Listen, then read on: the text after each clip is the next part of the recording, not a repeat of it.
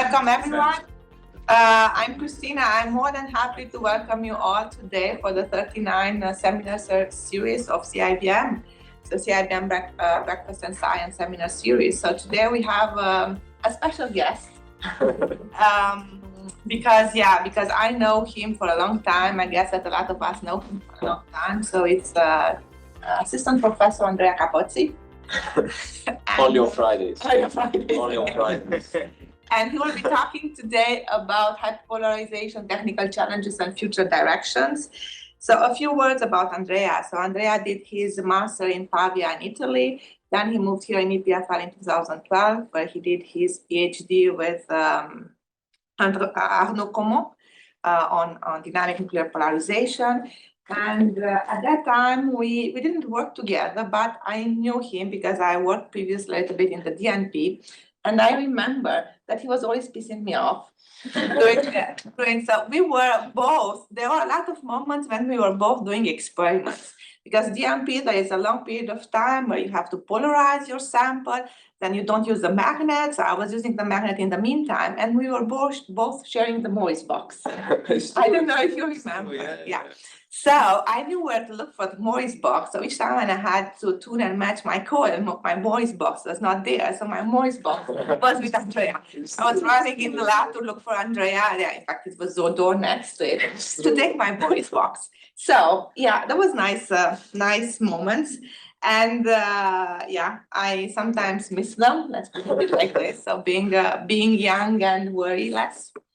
So Andrea, after his PhD that he really had with success here at EPFL, he moved afterwards in Denmark, University of Denmark, to do his postdoc.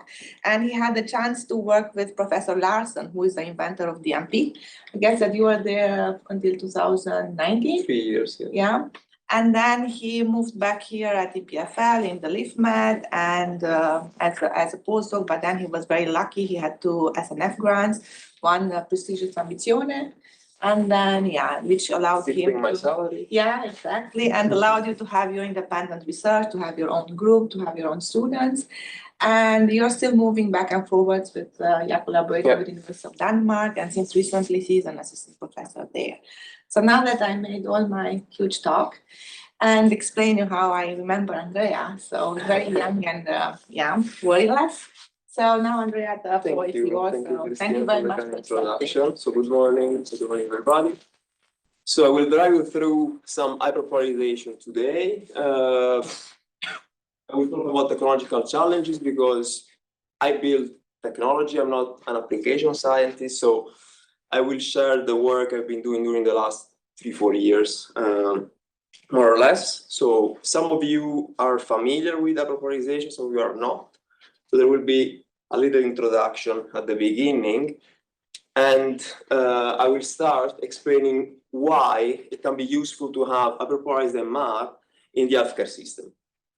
So you are all MRI people. You know how beautiful MRI is, thanks to the unmatched contrast you can get in soft tissue. You can play with relaxation times, a lot of sequences. You can enhance more or less whatever you want. And this is great. And this is because of the abundant water molecules in our body. But unfortunately, some pathologies do not show fast enough morphological changes because MRI enhances morphological changes. You see the anatomy. fMRI is another thing, but if you stick to the, let's say, what we use to diagnose basic pathologies, what we look for is morphological changes, the anatomy. And there's nothing wrong about MRI, but as I was saying, some pathologies do not show fast enough morphological changes to be appreciated by means of MRI in a short time scale.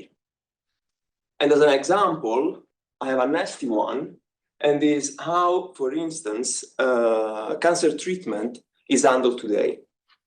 So breast cancer, one of the most frequent in women, the equivalent is prostate for men, more or less the number are the same.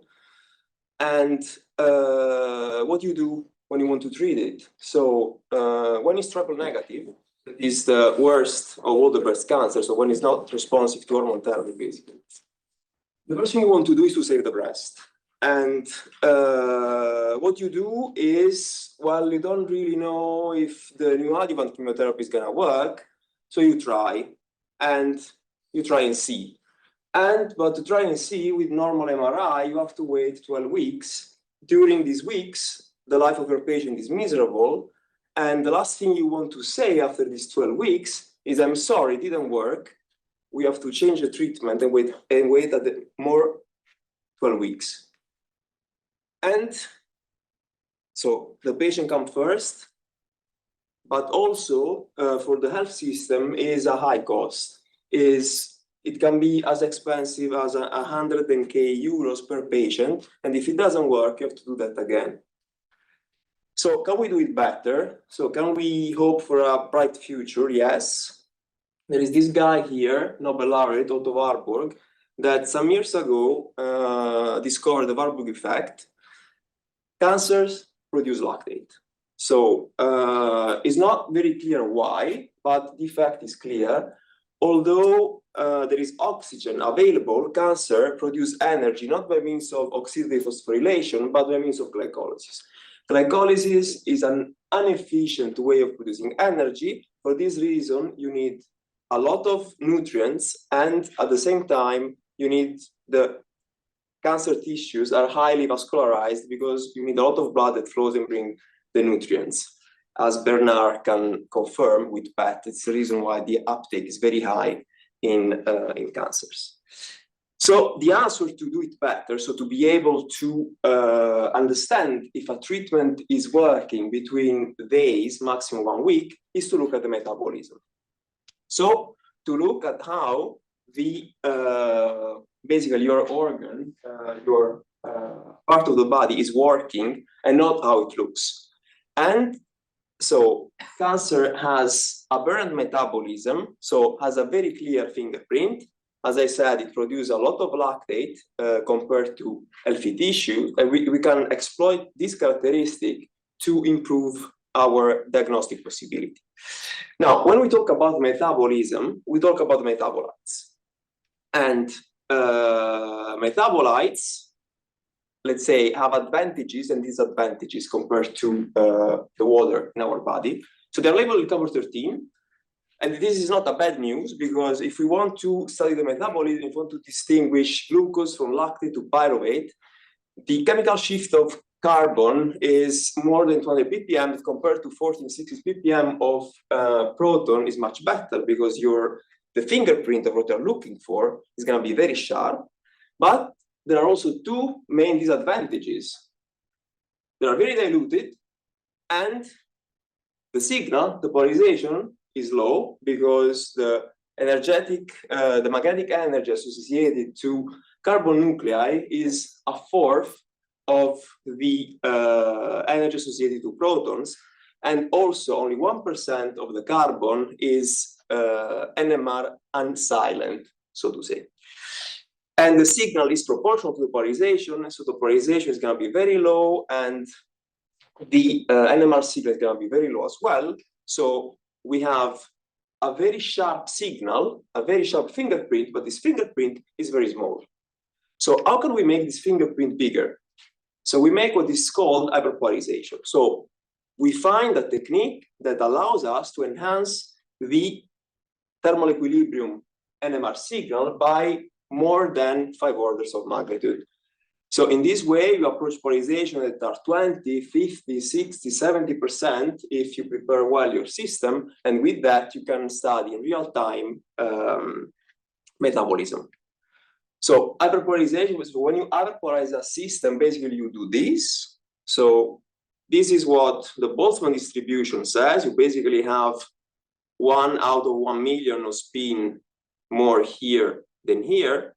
When you hyperpolarize your signal, you push all your nuclear spins either on the ground state or in the excited state. It doesn't matter which one you choose, because the NMR signal will be proportional to the imbalance of the population. So there are many ways of creating hyperpolarization. What I've been trained on is dynamic nuclear polarization. So in primary school, when you're in trouble and someone beats you up, what you do, you ask, your older cousin or older brother to come and fix it. And here we do the same. So we ask the electrons for some help. And the reason is that at same experimental conditions, the polarization of an electron spin ensembles is much higher, 1,000 times higher than the one for nuclei, because the gamma is more or less 1,000 times higher. And to have electrons that are completely polarized, we have to set up experimental conditions that are not that harsh today. So getting to 1 Kelvin is not that difficult today. And a field of 7 Tesla for NMR people, not MRI people, is considered not that high, pretty low, I would say.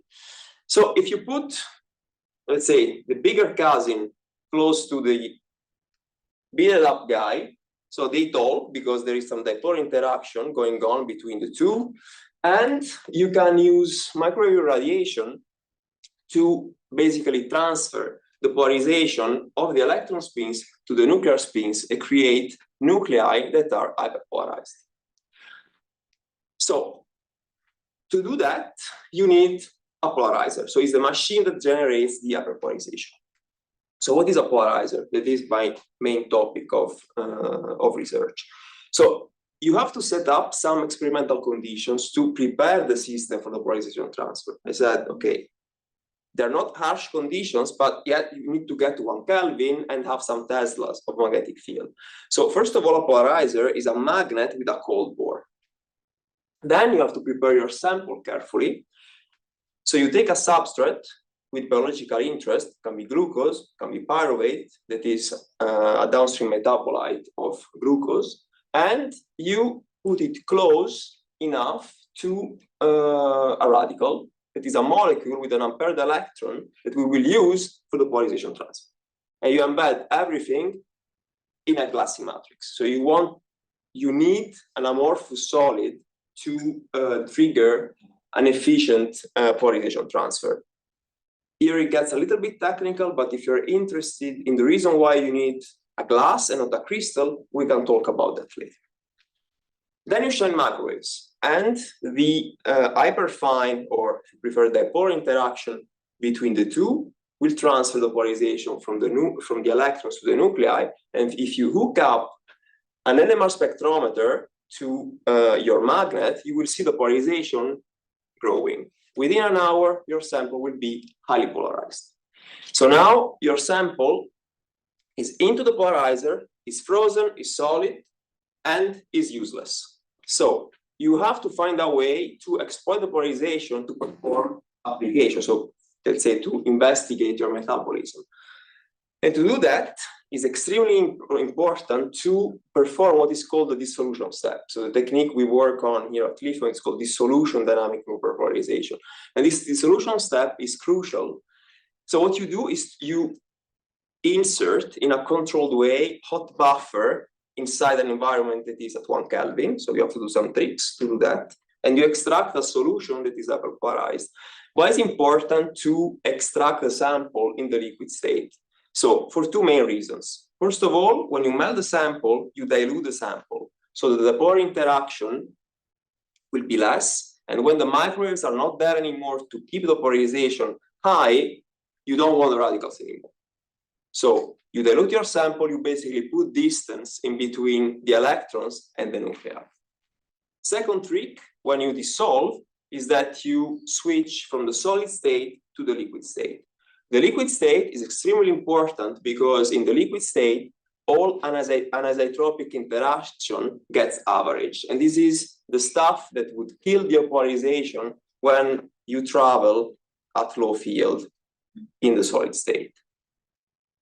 In this way, you have a solution that is hyperpolarized with a relaxation time that is minutes long, so that survives the extraction from the polarizer and can be injected. If you do that, you transfer it to your MRI scanner and you can perform metabolic imaging. So here I have a video that shows what a super basic DMP experiment is about. It's basically the dissolution. So this is in Denmark. My colleague Magnus has just finished to polarize glucose using tritol. That is the most used radical in DMP. As you can see, the solution that will come is greenish. This is because of the radical. And he injects it quickly in a high-resolution spectrometer. It was just a check of polarization. So you will see that in one shot on the screen, a nice glucose signal will appear, shifted by 180 degrees, and now it's good. The solution DMP is still super multidisciplinary nowadays because it's a technique still in development. And one of the drawbacks is that there are too many people that don't talk to each other that much. And these are, let's say, these three people are the main characters of the three challenges I would like to answer today. So especially when I started as a physicist, so let's ask a question. Okay, what do you want your polarizers for? As a physicist, I mean, 5-10 years ago, when I was doing my PhD, I would have answered, okay, I want a polarizer to create unitary polarization. Because if you create unitary polarization, you can fit your model, everything is easier, and you can talk about spin physics, boring and useless as I don't know what, but yet we can do things.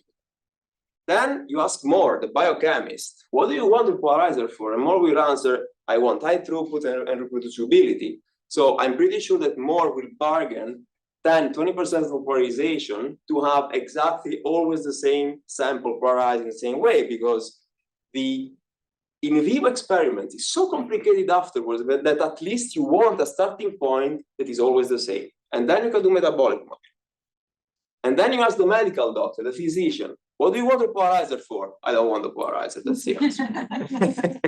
Because physicians, when you put, despite you paint them in white, when you put complicated stuff too close to their patients, they get a little bit itchy, and they just don't want it. They just want the contrast stage. They just want the results, as Bernard could witness with the PET, because you just bring the contrast stage. If you have no polarizer, the synchrotron is somewhere else. You just go to the hospital with the contrast stage. So I will try to answer these three questions. Let's start with the first one. So how to get high polarization? Okay, here I have a timeline of the polarizers built across the year. So everything started in 2003. The solution DMP was invented in Malmo in an industrial environment. The company at the time was called Nycomed. The guy pulling the strings was Klaas Coleman, visionary pharmacologist. He put together a team to create a technique parallel, complementary to PET. Then General Electric, and the first polarizer was at 2003, still 20 years ago, not 21 yet, 3.35 Tesla. Weird web value of the magnetic field. And the reason is that the electron resonance at 3.35 Tesla is 94 gigahertz. And at the time, there was a lot of cheap radar microwave technology available. So that's why everything started at 3.35 Tesla. Then General Electric bought Nycomed. They sold shares to Oxford, and Oxford developed the first commercially available preclinical polarizer called the Hypersense, again, 3.35 Tesla. At the same time, General Electric in Albany was developing the first clinical polarizer, 5 Tesla. At EPFL, hyperpolarization started in 2006, I think. And we did a lot. We started at 3.35, then 5, then 7 Tesla. Basically, 2/3 of my thesis were about understanding the DMP mechanism as a function of the magnetic field. These are the only results I never published. because Jacob Kling was not happy about the results. And I published other things. And then when I joined Jan Henrik in Denmark, he was developing the first 10 Tesla polarizer and cryogen-free, so no helium supplied externally, so something that is more adapted for a clinical environment. But the important thing here is that if you start to the left, to the right, you see that the field has been increasing. And what is the reason? So the reason is that, in theory, so the theoretical model I was talking before, the polarization increases like that. It increases as B0 over T. And this is true. If you do literature research and you plot on a graph, basically all the pyruvic acid polarized with triethyl, that is probably 95% of all the dissolution DMP samples ever prepared, you see that this law is followed pretty nicely, but there is a bottleneck. So if you go too high, at some point you don't gain that much. So 7 Tesla seems to be the sweet spot. And this is because everything works fine until the resonance frequency of the nucleus is smaller than the line width of the electron spectrum. This is also a little bit technical. If you are interested, we can talk about that later. And there is no magic in the fact that the two commercially available clinical polarizers nowadays, they are basically the same machine. Although they are built by two different companies, they both work at 7 Tesla and 1.3 Kelvin because it's a sweet spot. You get a lot of polarization in a decent amount of time with cryogenic technology that is relatively cheap. But there is a price to pay when you go at higher field. That is, everything becomes slower because the polarization time increases as with the square of the magnetic field. So everything becomes slower, and so the throughput goes down. You have to wait a lot of time to get your hyperpolarized contrast agent. What can you do about that? So let's try to make more happy, more throughput. You can use cross-polarization. So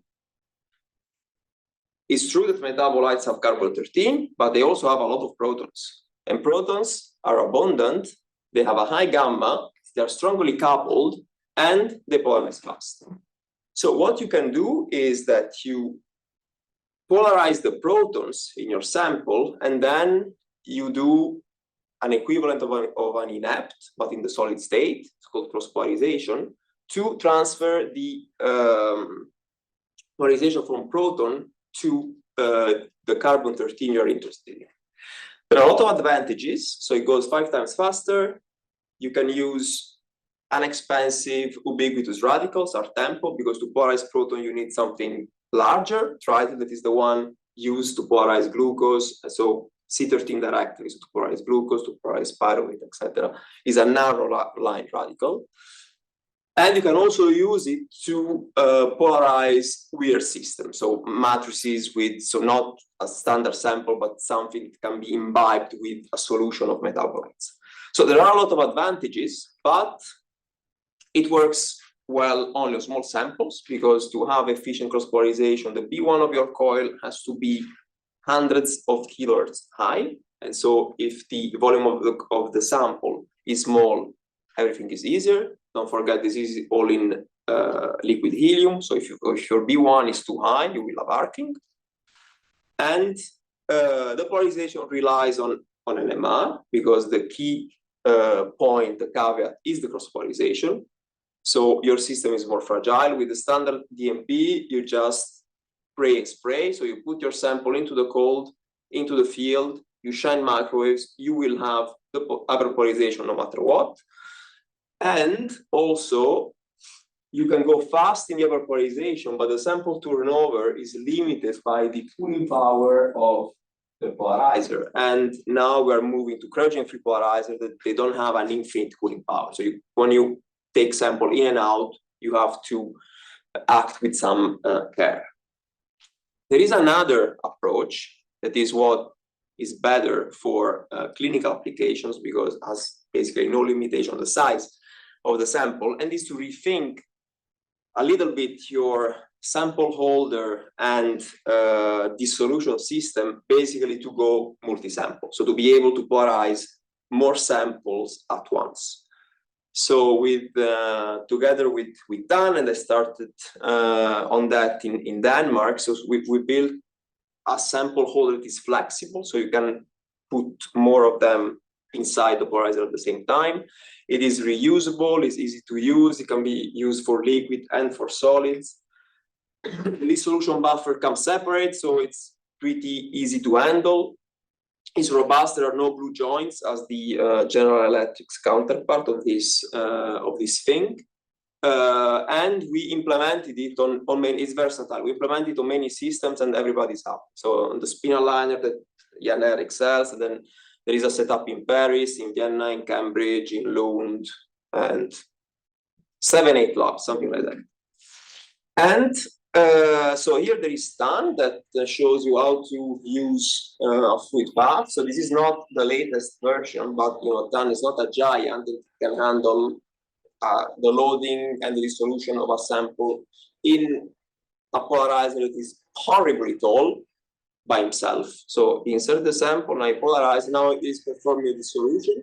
So it's not a mess, you just do this, and the sample gets injected into the protein Tesla. So you basically see nothing, but there is an hyperpolarized solution that just traveled. If you see nothing, it's a good sign because it means that everything was quiet.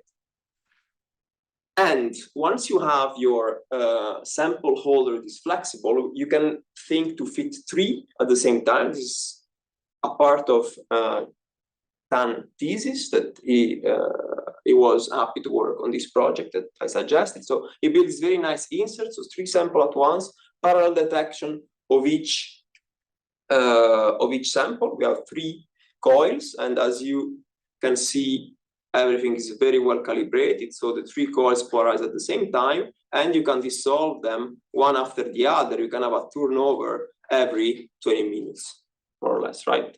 Even less. I mean, the bottleneck is not the polarization, is the time you need to heat the buffer. So this is a very easy bottleneck to solve if you want to go even faster. Okay, the hard part. To make the medical doctor happy, can we get rid of the polarizer? This is the main topic of my research.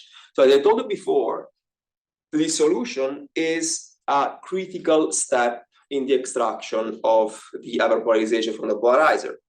The reason is that, so of course, it would be easier just to extract the sample as a solid, store it at appropriate conditions of field and temperature, and then do basically this, and go somewhere else, far away, as Bernard does almost every day, with PET.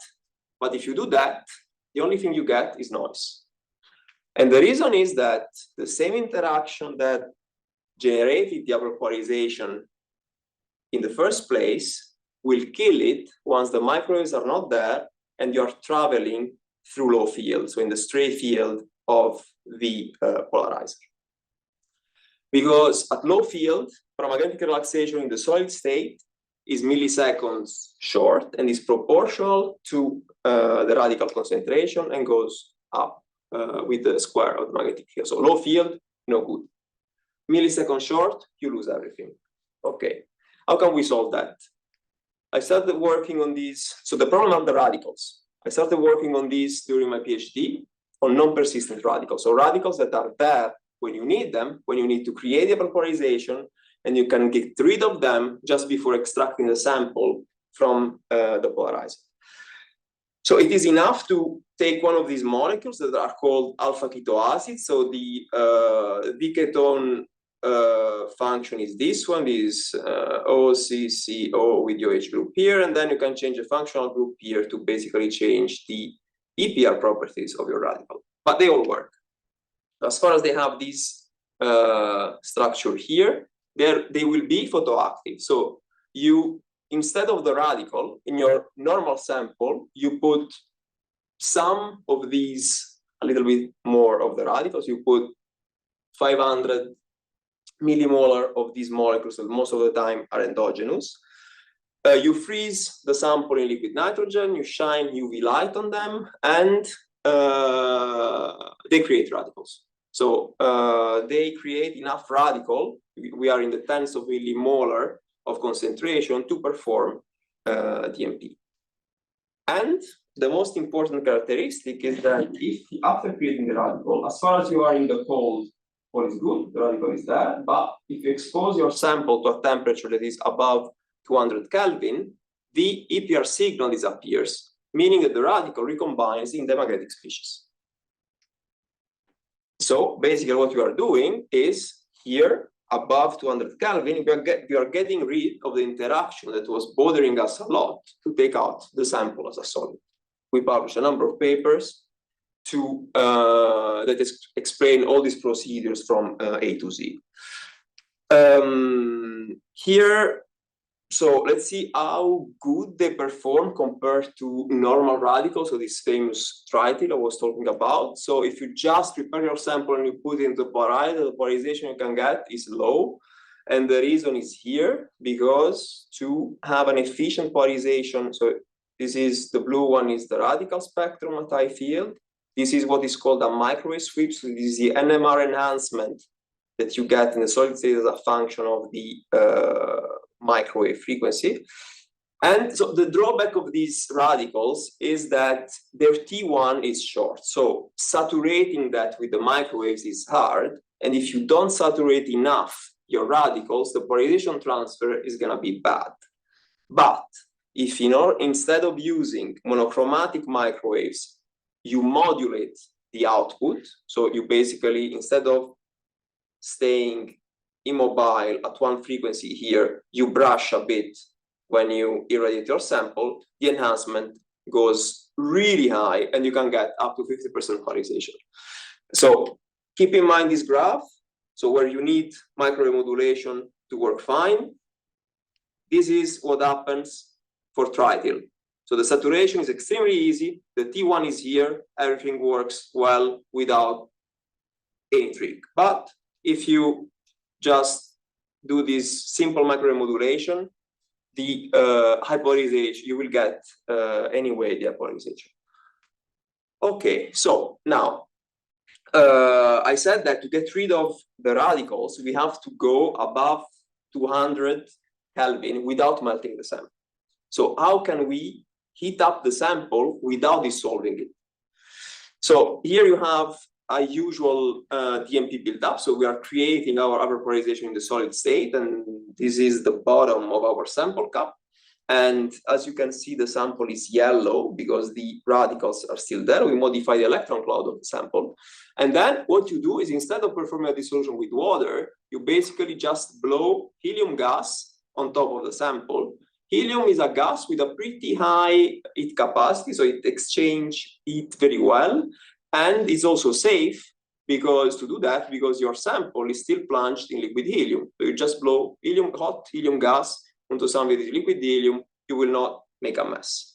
So you do that, and then basically after getting rid of the radicals, so after that your sample now is white, because you have the magnetic species now, no more radicals, the sample becomes unresponsive to microwave radiation. You basically have locked your polarization.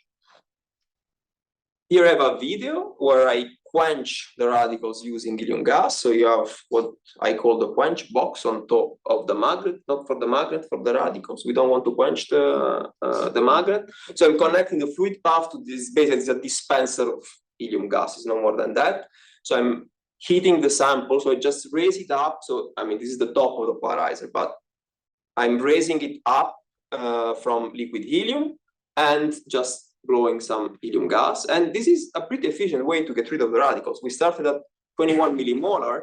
The leftover is a fraction over a micromolar. It's not something that will bother you during extraction.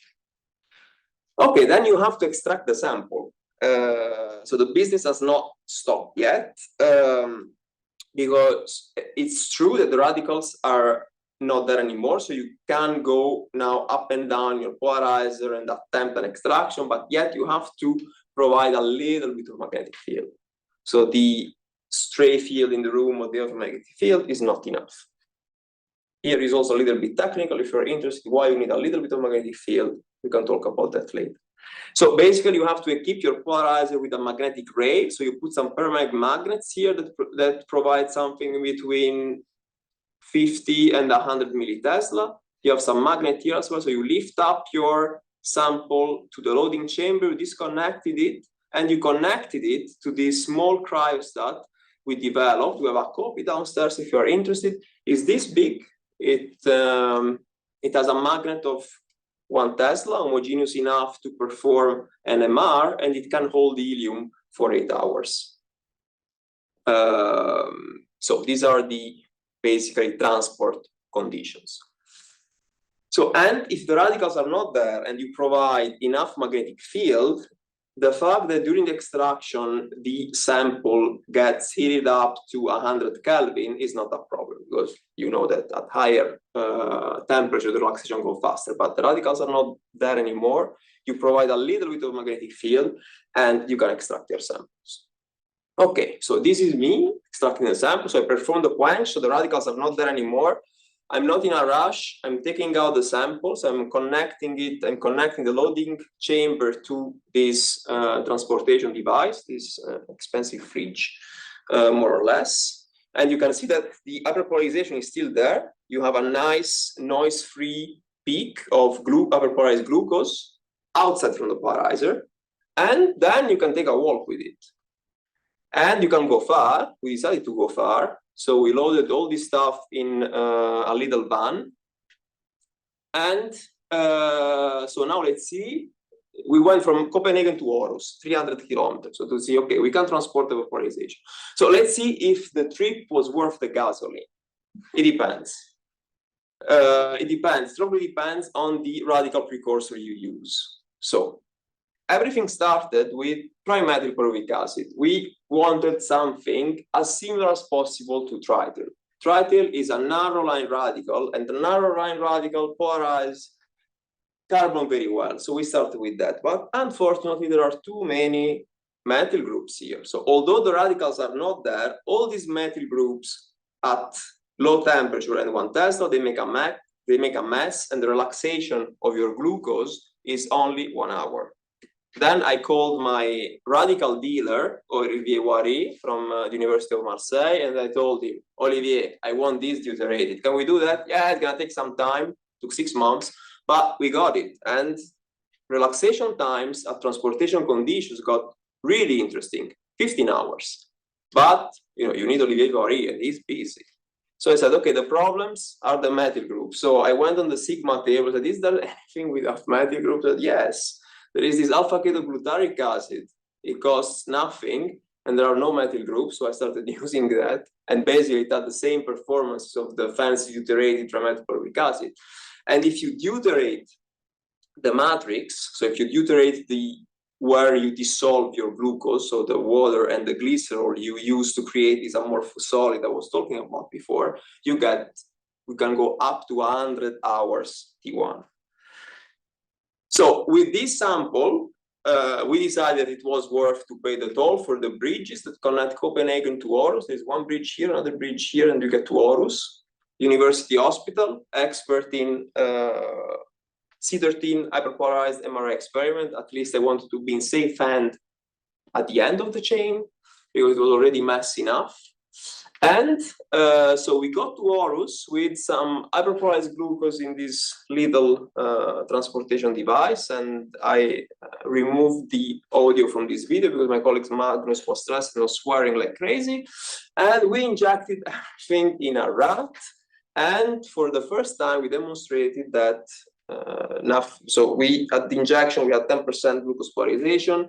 Nothing fancy from the imaging point of view, but we managed to get an hyperpolarized. It's just perfusion, not metabolism. But yet we managed to get hyperpolarized signal after 5 hours of transport, etc., in a remote location. I mean, it's an overkill, but it was just to show that it's possible. That's it. Thank you.